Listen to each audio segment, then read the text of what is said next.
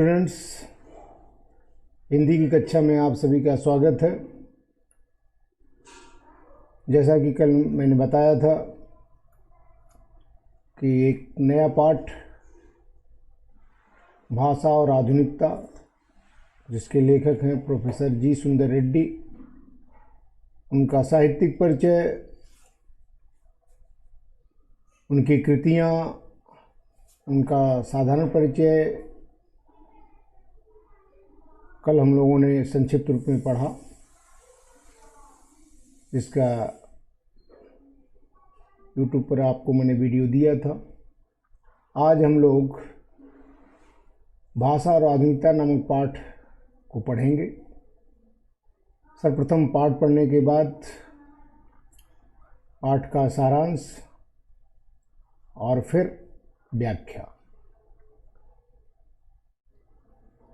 तत्पश्चात जब पूरे पाठ को हम लोग समझ लेंगे तब गद्यांश एक पर एक पैराग्राफ पर प्रश्न और उत्तर, क्योंकि आपकी परीक्षा की दृष्टि परीक्षा में आपके जो है वो गद्यांश ही आएगा, अर्थात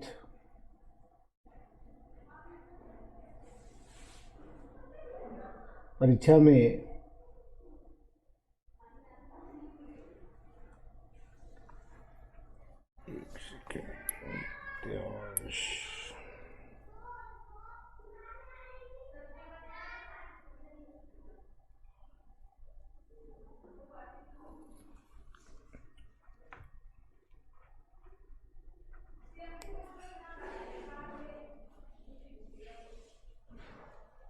चलिए हम सीधे पाठ पर आते हैं।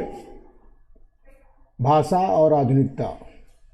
भाषा और आधुनिकता पर आने से पहले सर्वप्रथम हमें भाषा को समझना होगा। भाषा क्या है?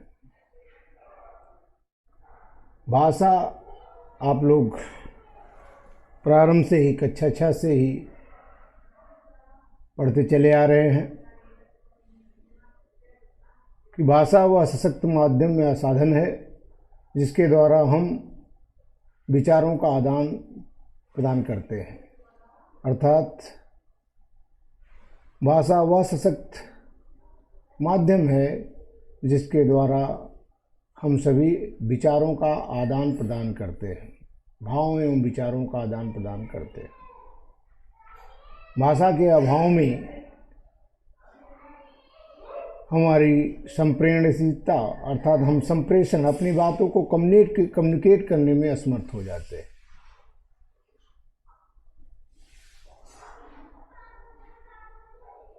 गूंगे की तरह संकेत में भी हम अपनी बातों को अच्छी तरह से व्यक्त नहीं कर पाते, इसलिए हमें अपने विचारों को, अपने भावों को एक दूसरे से आदान प्रदान करने में, अर्थात बताने और दूसरे की बातों को समझने के लिए भाषा की आवश्यकता होती है। भाषा और आधुनिकता का मतलब है कि नवीनता। आज के समय के अनुसार जो आधुनिक काल है, अर्थात बीते हुए अतीत को छोड़ करके आज वर्तमान समय के साथ भाषा का सामंजस्य होना चाहिए। यही इस पाठ का मुख्य ध्येय है, भाषा और आधुनिकता। अर्थात भाषा भी जो है आधुनिक होनी चाहिए, उसमें भी नवीनता और आधुनिकता होनी चाहिए।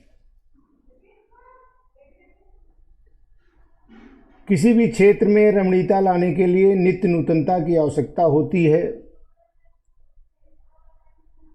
हमारे जीवन में किसी भी क्षेत्र में, चाहे वो अध्ययन हो, चाहे कृषि हो, जो भी क्षेत्र है, सभी क्षेत्रों में यदि रमणीयता का मतलब होता है सुंदरता का मतलब उसके प्रति आकर्षण। हमें कोई चीज़ सुंदर लगे, हम उसके प्रति आकृष्ट हों, वह हमारी आँखों को, हमारे हृदय को क्या करे? आकर्षित करे। तो किसी भी क्षेत्र में आकर्षण लाने के लिए, सुंदरता लाने के लिए नित्य नूतनता की आवश्यकता होती है। अर्थात जिस प्रकार से सूरज की किरणें प्रातः काल होते ही हमारे जीवन में एक नया संचार उत्पन्न कर देती हैं, एक नवीनता उत्पन्न होती है, तो नूतनता की आवश्यकता होती है। इसी प्रकार से हर क्षेत्र में कल और आज में यदि कोई अंतर ना हो तो आज वैसे ही नीरस लगेगा, क्योंकि हमें हमारे अंदर ये भावना होगी ये तो कल की बात है। अर्थात हर चीज में कोई न कोई चीज जो परिवर्तन, कोई नवीनता, कोई नयापन अगर नहीं होता है तो वह चीज हमें व्यर्थ लगती है, उसमें सुंदरता नजर नहीं आती है, वो हमें आकृष्ट नहीं करती है। इसी को दृष्टि में रखकर ही माघ ने कहा होगा, इसी तथ्य को ध्यान में रख करके ही माघ कवि, संस्कृत के कवि हैं माघ कवि,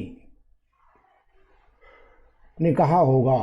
लेखक कहता है उन्होंने सत्य ही कहा होगा कि क्षणे क्षणे यत् नवताम उपैति तदेव रूपम रमणीतायाः। यहाँ क्षणे क्षणे माने पल पल, हर क्षण प्रतिपल, यत न नवताम उपैति, यहाँ यत धन है नवताम तो एन बन गया है। यत माने जो, नवताम उपैति जो नवीनता को प्राप्त करता है, नवताम माने नवीनता, हर पल हर क्षण जिसमें नवीनता आए, नवीनता आए, नयापन आए, नूतनता आए, तदेव रूपम रमणीतायाः, वही रमणीयता, वही सुंदरता का रूप है। अर्थात वही रूप रमणीय होगा, वही रूप आकृष्ट करेगा, वही रूप सुंदर होगा, उसी में ही सौंदर्य होगा जिसमें हर पल हर क्षण नवीनता हो, नूतनता हो, नयापन हो।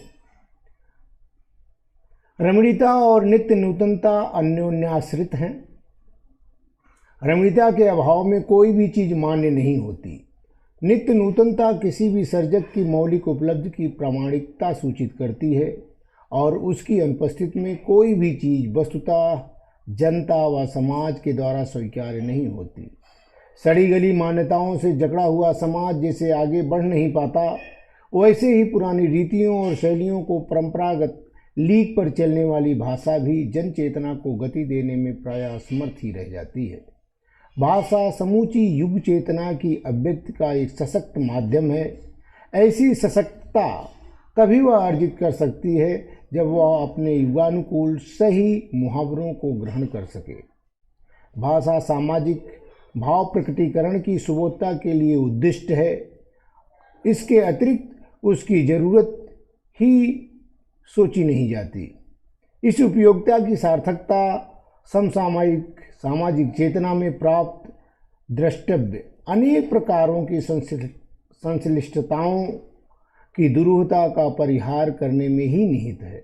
कभी कभी अन्य संस्कृतियों के प्रभाव से और अन्य जातियों के संसर्ग से भाषा में नए शब्दों का प्रवेश होता है और इन शब्दों के सही पर्यायवाची शब्द अपनी भाषा में न प्राप्त हों तो उन्हें वैसे ही अपनी भाषा में स्वीकार करने में किसी भी भाषा भाषी को आपत्ति नहीं होनी चाहिए।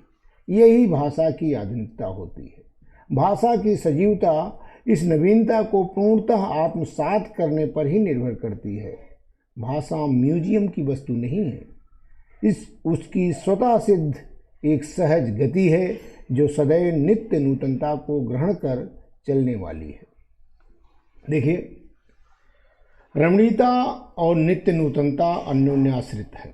रमणीयता माने आपको मैंने बताया कि सुंदरता, और नित्य नूतनता माने, नित्य माने निरंतर लगातार हर पल, नूतनता माने नवीनता नयापन, अन्योन्याश्रित अन्य धन अन्याश्रित माने एक दूसरे पर पूरी तरह आश्रित हैं, एक दूसरे के सहारे हैं, एक दूसरे पर आधारित हैं। लेखक कहता है कि भाषा की नवीनता ही उसकी सुंदरता और रमणीयता की द्योतक है। यदि भाषा में नवीनता नहीं होगी, नयापन नहीं होगा तो उसमें रमणीयता या सुंदरता नहीं होगी। तो भाषा की नवीनता ही उसकी सुंदरता और रमणीयता की द्योतक है, परिचायक है। जो वस्तु रमणीय होगी वह सुंदर भी होगी, वह जो वस्तु रमणीय होती है वह नवीन भी होगी, और जो नवीन होगी उसमें रमणीयता भी रहेगी। इस प्रकार नवीनता और रमणीयता एक दूसरे पर आश्रित है, अथवा एक ही सिक्के के दो पहलू हैं। They are two sides of a coin. एक ही सिक्के के दो पहलू हैं, एक दूसरे के पूरक हैं। बिना रमणीयता के कोई भी वस्तु महत्वपूर्ण नहीं हो सकती, चाहे वह हमारे प्रकृति के क्षेत्र में देख लीजिए, चाहे हमारे जीवन के क्षेत्र में देख लीजिए। आप बगिया में जाइए, जो नए नए फूल अगर नहीं होंगे, कल वाले ही फूल अगर रहेंगे तो आपको आकृष्ट नहीं करेंगे। नवीनता, नए फूल उस बगिया की सुंदरता की शोभा बढ़ा देते हैं। तो बिना रमणीयता की कोई भी वस्तु महत्वपूर्ण नहीं हो सकती। उसको मौलिकता की मान्यता भी नहीं मिल सकती कि वो मौलिक है, वास्तविक है, सच्चा है। तब तक उसे जो है उसकी प्रामाणिकता उसे नहीं मिल सकती, मान्यता नहीं मिल सकती। इसी प्रकार किसी भी कलाकार की रचना में व्याप्त नवीनता ही उसकी मौलिकता का सबसे बड़ा प्रमाण है। देखिए यहाँ दिया है सर्जक, दिया है कि नित्य नूतनता किसी भी सर्जक की मौलिक उपलब्धि की प्रामाणिकता सूचित करती है, और उसकी अनुपस्थिति में कोई भी चीज़ वस्तुतः जनता समाज के द्वारा स्वीकार नहीं होती। ये जैसे कबीरदास ने लिखा, सूरदास ने लिखा, उन्हीं बातों को वैसे ही हम उन्हीं पदों को उतार कर रखते हैं तो क्या लोग कहेंगे, ये तो नकल है, और कोई भी उसको स्वीकार नहीं करेगा। जब तक कि रचनाकार उसमें अपनी कोई नई चीज, अपना नया विचार नहीं देता है, तब तक वह लोगों के द्वारा स्वीकार नहीं की जा सकती है। तो कोई भी कलाकार या रचनाकार की रचना में व्याप्त नवीनता, नयापन ही उसकी मौलिकता का सबसे बड़ा प्रमाण है। तभी ये माना जाता है कि ये रचना जो है इस व्यक्ति की अपनी रचना है, यह मौलिक है, इसी की है। अन्यथा वह कहीं से चुराई हुई, कहीं से नकल की हुई मानी जाएगी। इस नवीनता के होने पर ही समाज उस रचना के प्रति आकर्षित होता है। जब उसमें कोई नयापन रहेगा, नई चीज रहेगी, तभी समाज उसकी ओर आकृष्ट होगा, उसको पढ़ने के लिए तैयार होगा। वास्तविकता यह है कि मौलिक साहित्यकार और कलाकार की रचना में कुछ न कुछ नवीनता अवश्य होती है। यदि कोई कलाकार या साहित्यकार अपनी रचना को नवीन या मौलिक दृष्टि नहीं दे पाता है तो उसकी रचना को सामाजिक स्वीकृति नहीं मिल सकती। समाज उसे तिरस्कृत कर देगा, उसे समाज स्वीकार नहीं करेगा। जिस प्रकार पिछड़ी हुई रूढ़ियों से ग्रस्त समाज दे रहा है, जैसे सड़ी गली मान्यताओं से जकड़ा हुआ समाज। इस बार की परीक्षा में, बोर्ड की परीक्षा में ये पैराग्राफ आया था, बहुत ही इम्पोर्टेंट है। जिस प्रकार से सड़ी गली मान्यताएं, सड़ी गली का मतलब होता है कि ऐसी मान्यताएं जो युगों युगों से चली आ रही हैं और हम लकीर के फ़कीर होकर के उसी रास्ते पर चलते जा रहे हैं, उनको मानते जा रहे हैं, जानते हैं कि उसकी आज कोई आवश्यकता नहीं है। आज वह हमारे समाज के साथ चलने में वो चीज़, परंपराएं जो हैं दुरूह हैं, गलत हैं, लेकिन फिर भी हम आज भी उसी सड़ी गली मान्यताओं से जकड़े हुए और उसी पर चलने का प्रयास करते हैं, तो वो समाज आगे नहीं बढ़ पाता। देखते होंगे आप कि आज भी जंगलों में जो जातियां हैं, जनजातियां हैं, वो आज भी देश की मुख्य धारा से अलग होकर के अपने परंपरागत लीक पर चलने का प्रयास कर रहे हैं, और इसलिए वह समाज जैसे के तैसे बना हुआ है, उससे आगे नहीं बढ़ पा रहा। तो सड़ी गली मान्यताओं से जकड़ा हुआ समाज जैसे आगे बढ़ नहीं पाता। जिस प्रकार से पुरानी परंपराओं, रूढ़ियों और प्रथाओं से ग्रस्त समाज प्रगति नहीं कर पाता, उसी प्रकार से पुरानी रीतियों और परंपराओं और शैलियों में जकड़ी हुई भाषा भी समाज में आदर प्राप्त नहीं कर सकती। आज हम देखते हैं कि हमारा देश, हम सब जानते हैं कि संस्कृति, जो संस्कृत भाषा है वह समस्त भाषाओं की जननी है, लेकिन आज भी यदि हम पर संस्कृत थोपी जाती है तो क्या होता, हम उससे दूर भागते हैं, और वह जो है हमारे जीवन हमारा दुरूह हो जाता है। अगर आज हम सभी बातें संस्कृत में कहना प्रारंभ करें तो हमारा जीवन जो है दूभर हो जाएगा, हम चल फिर नहीं पाए। तो उसी के प्रकार से लेखक भी कह रहा, पुरानी रीतियों और शैलियों की परंपरागत लीक पर राह पर चलने वाली भाषा भी जन चेतना को गति देने में समर्थ रह जाती है। वह समय के साथ साथ, युग के साथ साथ चलने में असमर्थ हो जाती है। भाषा समूची युग चेतना की अभिव्यक्ति का एक सशक्त माध्यम है। जानते हैं कि भाषा की परिभाषा में बताया मैं, यह क्या है कि यह विचारों के आदान प्रदान की अभिव्यक्ति का एक सशक्त माध्यम है। तो भाषा समूची युग चेतना, संपूर्ण युग, क्योंकि वह युग के अनुरूप जन चेतना को उत्पन्न करने में यदि भाषा जो है नवीन नहीं होगी तो वह क्या होगी, संपूर्ण युग चेतना को अभिव्यक्त करने में असमर्थ हो जाएगी। और नवीन विचारों और वैज्ञानिकता से पूर्ण भाषा ही समाज में प्रतिष्ठित हो सकती है। नए नए मुहावरे, नए नए शब्दों का प्रयोग यदि भाषा में नहीं होगा, हम पुराने शब्दों को लेकर ही चलते रहेंगे। जिस प्रकार से एक उदाहरण देना चाहूँगा, जिस प्रकार से बहुत से ऐसे शब्द हैं जो हमें दूसरी भाषाओं से हम वैसे के वैसे ही ग्रहण कर लेते हैं। जैसे हमारा ये अंग्रेजी का शब्द हेल्थ, अब उसका हम हिंदी में जाएं तो उसका सही अनुवाद होता है स्वास्थ्य, लेकिन आम बोल भाषा में हम कभी भी नहीं पूछते हैं कि आपका स्वास्थ्य कैसा है, हम सभी पूछते हैं आपकी तबीयत कैसी। बहुत आसान सा शब्द है, ये उर्दू भाषा से तबीयत शब्द लिया गया। तो यदि हम उसकी अनुवाद पे जा कर के और उसकी क्लिष्टता को ध्यान में रख कर के जो प्रचलित, जो आम लोगों की भाषा न बन सके, ऐसे शब्दों का प्रयोग करेंगे तो वह समाज के द्वारा स्वीकार नहीं होगी। भाषा सामाजिक भाव प्रकटकरण की सुबोधता के लिए उद्दिष्ट है। उद्दिष्ट माने भाषा का उद्देश्य ही है कि हम अपने भावों को इस प्रकार प्रकट करें कि सामने वाला उसको आसानी से ग्रहण कर सके। इसके अतिरिक्त इसकी जरूरत ही नहीं सोची नहीं जाती। भाषा की आवश्यकता क्या है? भाषा की आवश्यकता यही है कि जो हम जैसा कह रहे हैं वैसे के वैसे ही सामने वाला उसको ग्रहण करे। इसी उपयोगिता की सार्थकता सामयिक सामाजिक चेतना में प्राप्त द्रष्टव्य अनेक प्रकार की संश्लिष्टताओं की दुरूहता का परिहार करने में ही निहित है। लेखक कहना चाहता है कि सभ्यता और संस्कृति के विकास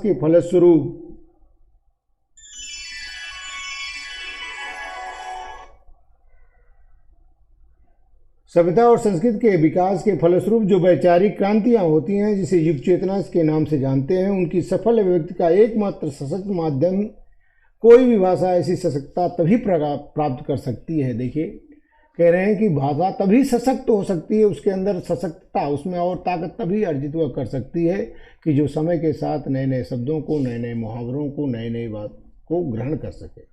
भाषा का एकमात्र उद्देश्य यही है कि समाज में लोगों को भावों और विचारों को सरलता से एक दूसरे को पहुंचा सके।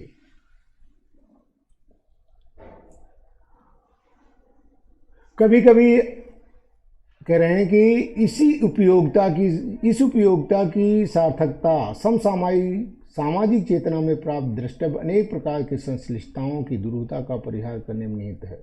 अर्थात यदि हमें इस अपने उद्देश्य को प्राप्त करने के लिए भाषा की कठिनता, उसकी दुरूहता, उसकी क्लिष्टता को अगर त्याग करना पड़ेगा तो हमें उसे संकोच नहीं करना चाहिए। कभी कभी अन्य संस्कृतियों के प्रभाव से और अन्य जातियों के संसर्ग से भाषा में नए शब्दों का प्रवेश होता है।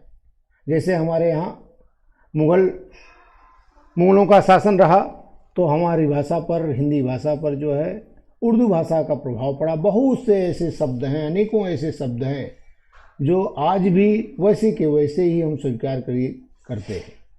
जैसे मैंने आपको एक स्वास्थ्य और तबीयत का उदाहरण दिया, उसी प्रकार में बहुत से ऐसे शब्द हैं। जब अंग्रेज हमारे यहाँ शासन करने आए तो बहुत से ऐसे शब्द हैं जो अंग्रेजी भाषा से आज भी हम उसी रूप में उसको स्वीकार करते हैं। स्टेशन, अब स्टेशन का जो हम उसका ट्रांसलेशन करने जाए, अनुवाद करने जाए तो बहुत कठिन सा शब्द बन पाएगा, शायद बन भी नहीं पाए। तो इसलिए हम उसको वैसे के वैसे ही रूप में जो है स्वीकार करने में क्या होता है, आसानी हमें होती है। जैसे लाइन है, लाइन माने एक जन सब लोग एक लाइन में खड़े हो जाओ, लाइन तो अंग्रेजी शब्द है। पंक्ति होता है हिंदी, लेकिन पंक्ति कहना और उसका प्रयोग करना आम आदमी, गांव का एक अनपढ़ आदमी भी जो है लाइन जानता है, लाइन लगाना जानता है, लेकिन पंक्ति अगर उसे कहेंगे तो उसे समझ में नहीं आएगा।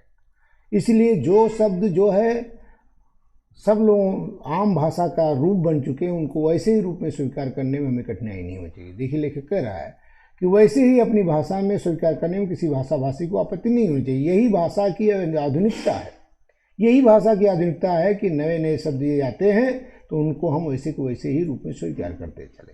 भाषा की सजीवता इसी नवीनता को पूर्णतः आत्मसात करने पर ही निर्भर करती है।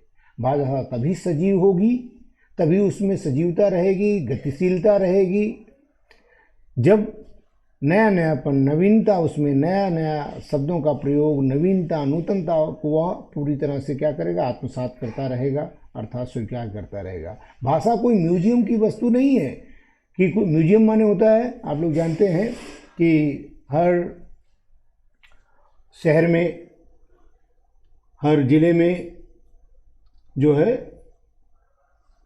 वस्तुओं को रखने के लिए, सुरक्षित रखने के लिए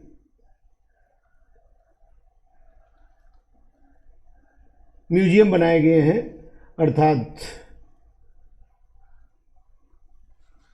उनको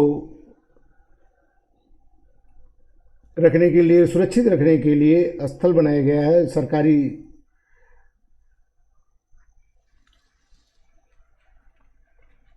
बिल्डिंग दी गई है और उसमें जो है इनको रख के जो है रखा नहीं जा सकता है। भाषा कोई म्यूजियम की वस्तु नहीं है, यह एक सशक्त माध्यम है।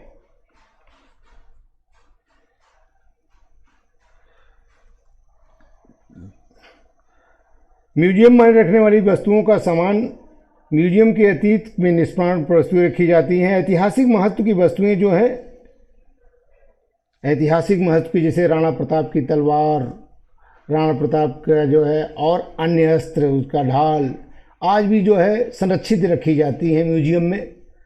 लोग देखने जाते हैं लेकिन उनका प्रयोग नहीं कर सकते हैं। तो भाषा जो है म्यूजियम में रखने वाली कोई लोगों को दिखाने के लिए कि ये कभी प्रयोग की जाती थी, ऐसी कोई वस्तु नहीं है। उसकी स्वतः सिद्ध एक सहज गति है, वह निरंतर चलने वाली एक गतिशीलता उसमें रहती है जो सदैव नित्य नूतनता को ग्रहण करके चलती रहती है। भाषा स्वयं संस्कृत का एक अटूट अंग है। संस्कृत परंपरा से निःसृत होने पर भी परिवर्तनशील और गतिशील है। उसकी गति विज्ञान की प्रगति के साथ जोड़ी जाती है। वैज्ञानिक आविष्कारों के प्रभाव के कारण उद्भूत नई सांस्कृतिक हलचलों को शाब्दिक रूप देने के लिए भाषा के परंपरागत प्रयोग पर्याप्त नहीं है। इसके लिए नए प्रयोगों की, नई भाव योजनाओं को व्यक्त करने के लिए नए शब्दों की खोज की महती आवश्यकता है।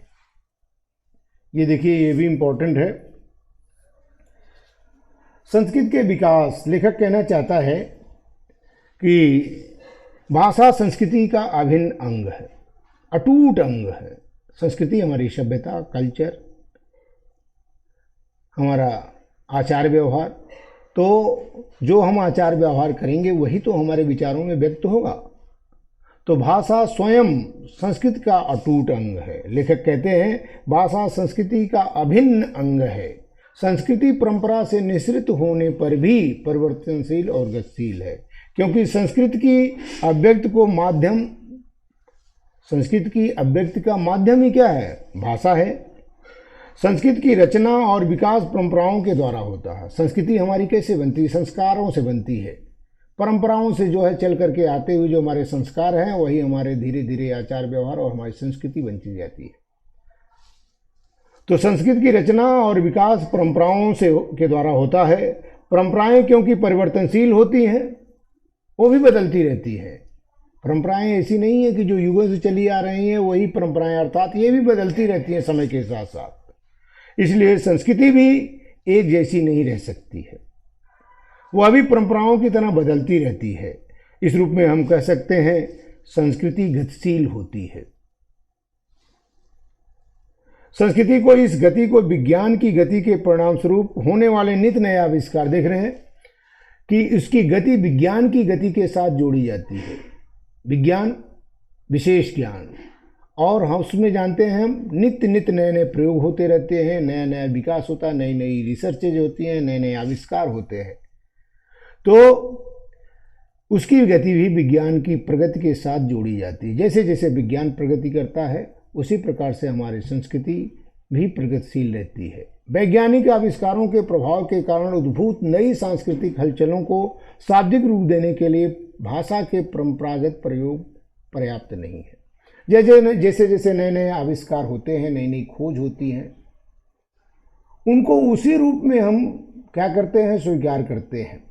जैसे आगे चल करके लेखक समझाएगा, आगे बातें स्पष्ट हो जाएंगी कि अगर वैज्ञानिक आविष्कार, कोई एक नया आविष्कार होता है तो जो देश उसकी खोज करता है उसको एक नाम देता है। उस नाम को यदि पूरा विश्व उसी रूप में उसी नाम को स्वीकार करता है, उसको अलग अलग भाषाओं में अलग अलग नाम दे दिया जाएगा तो लोगों को कठिनाइयाँ होगी और एक चीज़ दूसरे देश में जो है दूसरी चीज़ कहलाएगी, जिससे हमारा जीवन जो है दुर्लभ हो जाएगा। हम उस चीज़ को उसी रूप में स्वीकार नहीं कर पाए। इसलिए कह रहा है लेखक, वैज्ञानिक आविष्कारों के प्रभाव के कारण उद्भूत नई सांस्कृतिक हलचलों को शाब्दिक रूप देने के लिए भाषा के परंपरागत प्रयोग पर्याप्त नहीं है।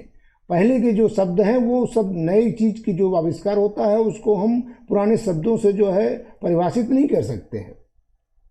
इसके लिए नए प्रयोगों की, नए नए शब्दों के, नए नए प्रयोगों की, नई भाव योजनाओं को व्यक्त करने के लिए नए शब्दों की खोज की महती आवश्यकता है, महान आवश्यकता है।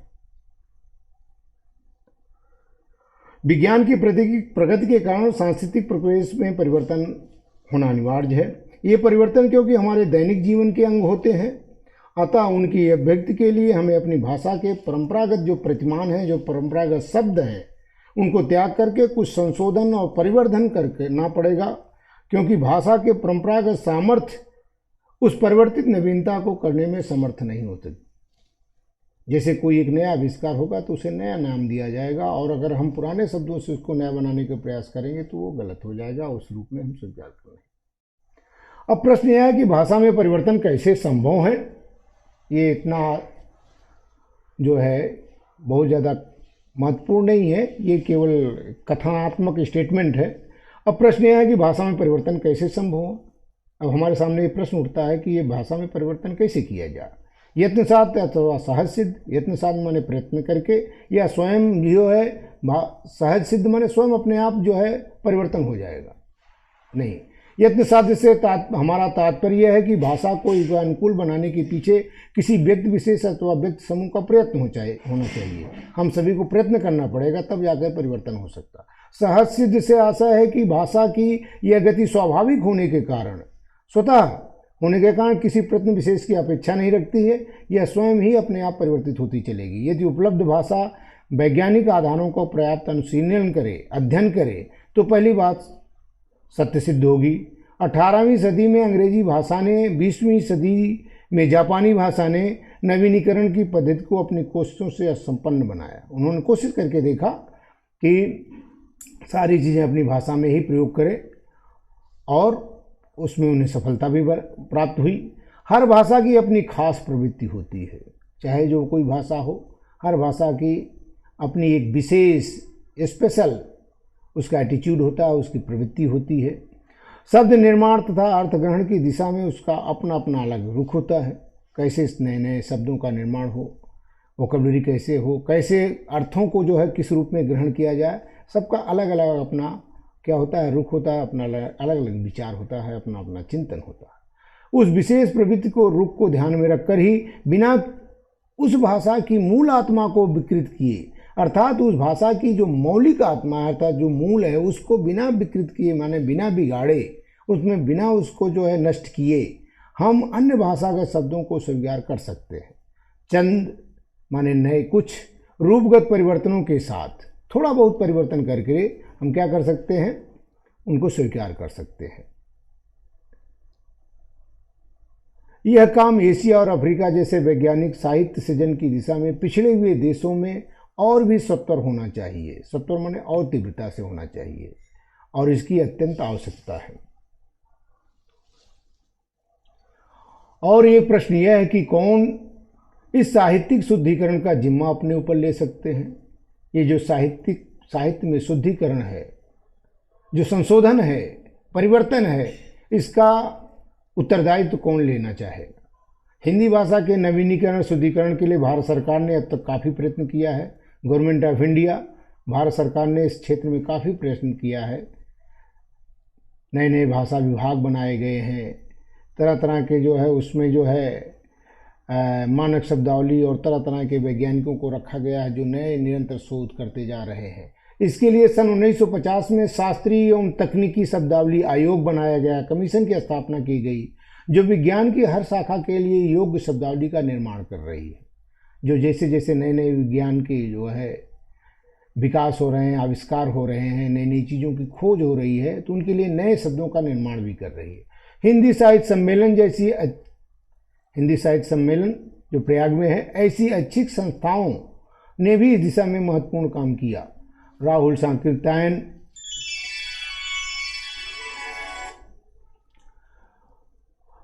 डॉक्टर रघुवीर जैसे मूर्धन मनीषियों ने भी इस काम को पहल अपनी अभिरुचि के अनुसार अपने ऊपर लेकर गतिशील बनाने की कोशिश की।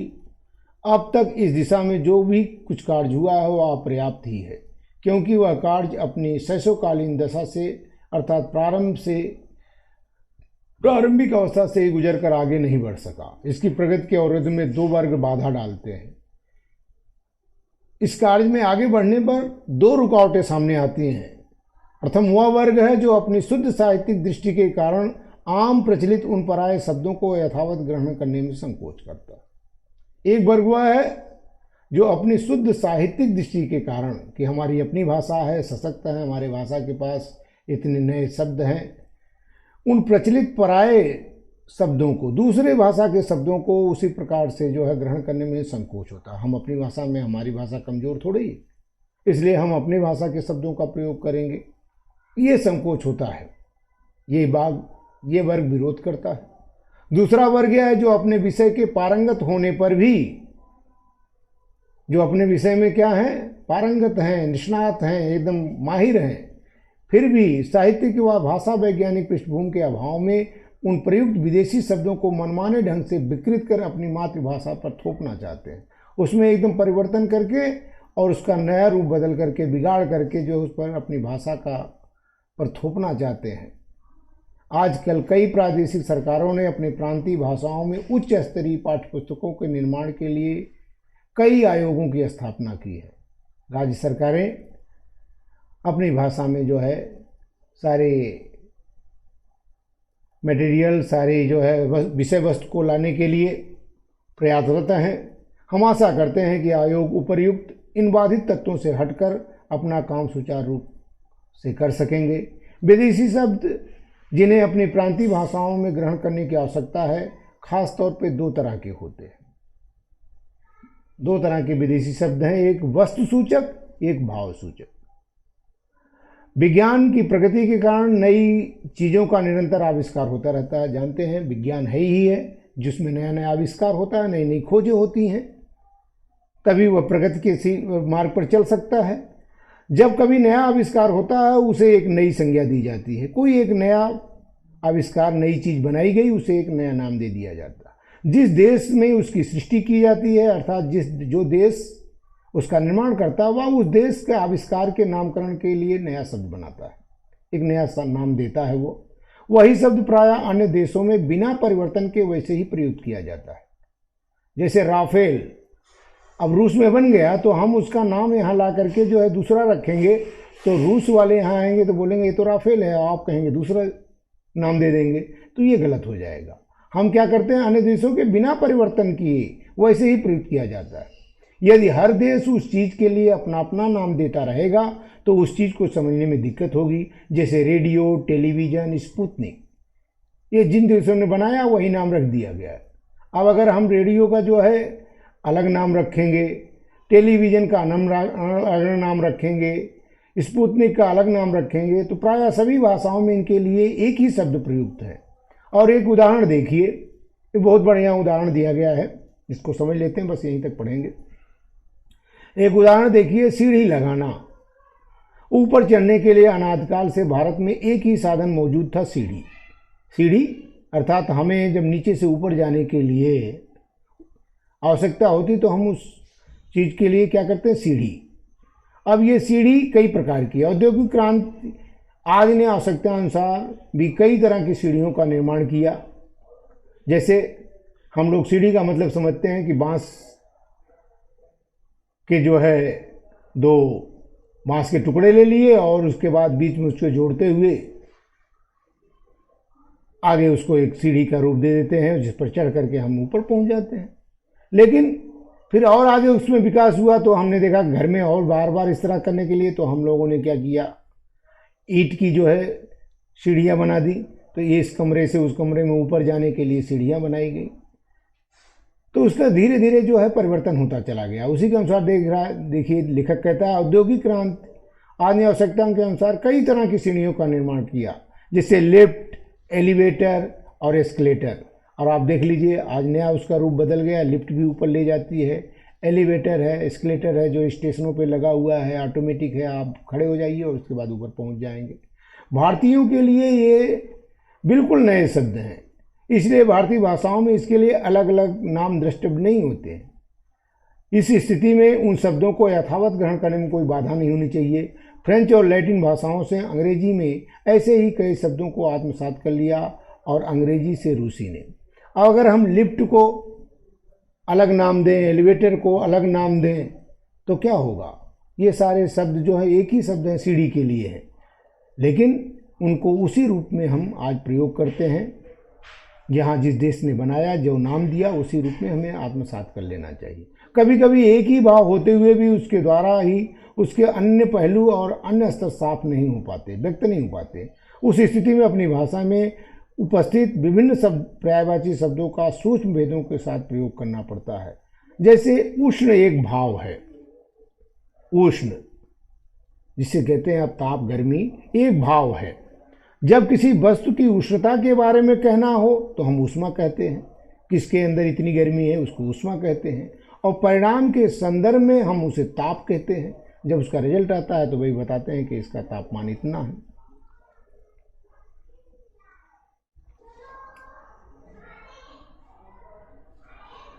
संक्षेप में नए शब्द, नए मुहावरे, नई रीतियों के प्रयोगों से युक्त भाषा को व्यावहारिकता प्रदान करना ही भाषा में आधुनिकता लाना है। दूसरे शब्दों में केवल आधुनिक युगीन विचारधाराओं के अनुरूप नए शब्दों को गढ़ने मात्र से भाषा का विकास नहीं होता, वरन नए पारिभाषिक शब्दों में नए नूतन शैली प्रणालियों में को व्यवहार में लाना ही भाषा को आधुनिकता प्रदान करना है। क्योंकि व्यावहारिकता ही भाषा का प्राण तत्व है। व्यावहारिकता ही भाषा का प्राण तत्व है, मूल है, जीवन है। कि यदि वो व्यवहारिक है, जो उसको अर्थात हम रोज प्रयोग में ला सकते हैं। नए शब्द और नए प्रयोगों का पाठ्य पुस्तकों से लेकर साहित्यिक पुस्तकों तथा शिक्षित व्यक्तियों से लेकर अशिक्षित व्यक्तियों के सभी कार्यालयों में प्रयुक्त होना आवश्यक है। इस तरह हम अपनी भाषा को अपने जीवन की समस्त सभी आवश्यकताओं के लिए जब प्रयुक्त कर सकेंगे, तब भाषा में अपने आप ही आधुनिकता आ जाएगी। प्यारे बच्चों, यहीं तक ये पाठ है। यहाँ पढ़ने के बाद कल हम इसका जो है पूरे पाठ का सारांश बता देंगे और फिर इस पर आधारित जो है प्रश्नोत्तर किए जाएंगे। Thank you, all the best.